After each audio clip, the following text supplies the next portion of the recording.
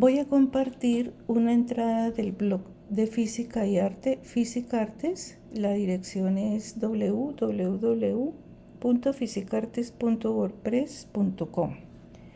La entrada se llama Tejer en casa y corresponde a las categorías cuento, relato corto y tejidos. El tejido de nuestra vida está hecho con un tejido mixto, bueno y malo, William Shakespeare. Mi madre elaboraba hermosos diseños tejidos en hilo o lana. En sus ratos libres la veíamos confeccionando un cubrelecho, un suéter, un buzo, un bolso, una bufanda. El cubrelecho siempre en crochet en diferentes colores formados por muchas figuras iguales a las que llamábamos carpetas. Al final las ensamblaba con una paciencia única. Otros cubrelechos los tejía enterizos, donde se veía el diseño desde el principio, como este que aparece en la primera figura. Este fue totalmente enterizo, diferentes colores.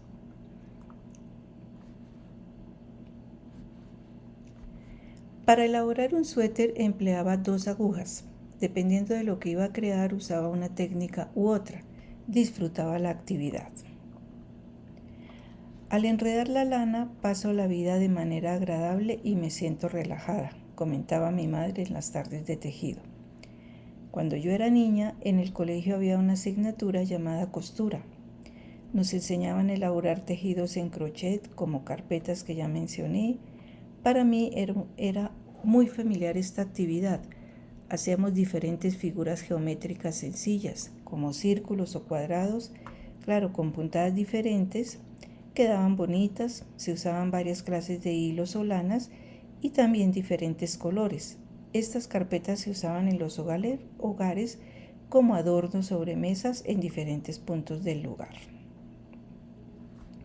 También aprendíamos a elaborar los zapaticos que usaban los bebés o sus pequeños sacos para el frío. La verdad, a mí no me gustaba esta actividad y yo dejaba pasar el tiempo con trabajos a medio terminar. Sin embargo, se me facilitaba mucho esta labor.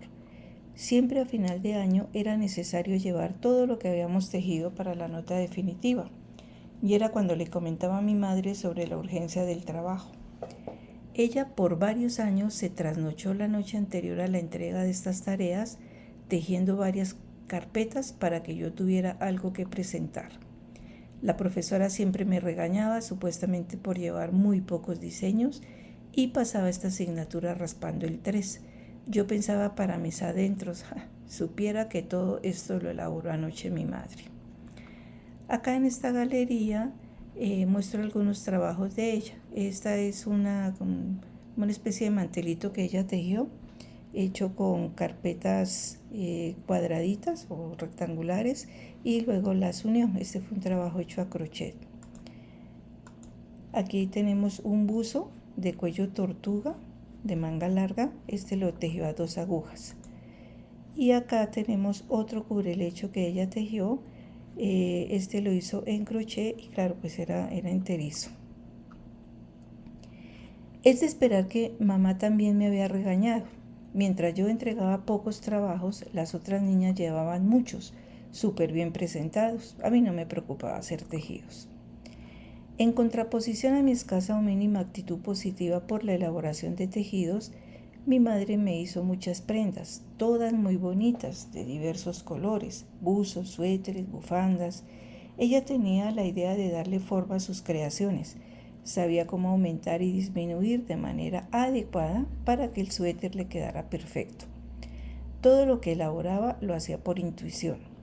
Recuerdo un libro con pinta de muy antiguo en blanco y negro que ella adquirió en donde enseñaba diferentes puntadas que parecían elaboradas en máquina.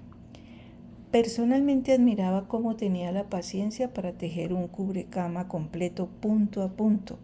Si se equivocaba, no tenía ningún problema en desbaratar y comenzar de nuevo. Nunca se dio por vencida en todo lo que se propuso. A veces se le perdía un punto en la labor en 2 agujas. Cuando uno miraba en detalle el tejido, el punto se veía como 10 carreras más abajo. Entonces me llamaba y me pedía que se lo recuperara con la aguja de crochet. Esta era una actividad delicada. La idea era que el tejido se notara perfecto y que al recobrar el punto, éste siguiera la pauta de la puntada. No era fácil.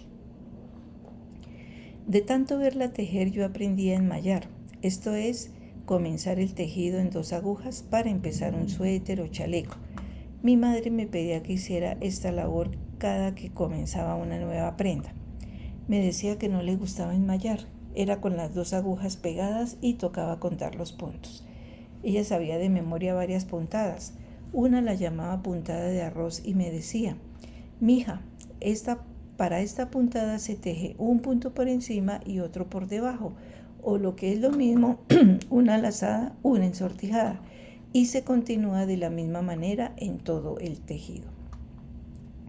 Otra puntada que ella hacía con frecuencia eran trenzas. En esta labor se montaban varios puntos sobre otros en ciertas carreras y poco a poco se veían las trenzas sobre el tejido. Esta puntada quedaba como en relieve. A mi madre le gustaban mucho las puntadas del libro que había conseguido, pero las instrucciones le parecían difíciles. Me pedía que yo interpretara el instructivo. Yo le decía que a mí me daba jartera desenmarañar el texto, ya que eran varias carreras siguiendo unas pautas que no eran sencillas. Ella me insistía para que yo lo hiciera. Me tomaba un buen rato sacar la puntada y luego yo tejía en presencia de ella explicándole en detalle de acuerdo al texto. Siempre me parecía increíble cómo captaba de una la idea sin necesidad de repetirle. Mi madre continuaba con el tejido, era muy inteligente para esta actividad. En alguna ocasión yo conseguí lana orlón verde biche para tejer un buzo y mamá me iba a dirigir el trabajo. Eso fue todo un fracaso. Cuando llegué al momento de elaborar la sisa del buzo, esto es darle la forma a la parte donde van las mangas, nunca logré entender cómo se disminuía. Ella me decía un poco molesta: es muy fácil, simplemente póngale sentido común. Me aterraba la idea de tejer la manga y lograr que la sisa de esta empatara con la sisa del buzo al momento de unirlas. Esto para mí era esotérico. Mi madre me decía que era el colmo que yo fuera capaz de interpretar puntadas muy complicadas de un libro difícil de entender y que no pudiera darle la forma a un simple buzo. Me entristecía esto, pero definitivamente tejer no era lo mío. Personalmente me gustaba acompañarla a comprar la lana para el nuevo diseño. Era por la 53 en el barrio Chapinero de la ciudad de Bogotá.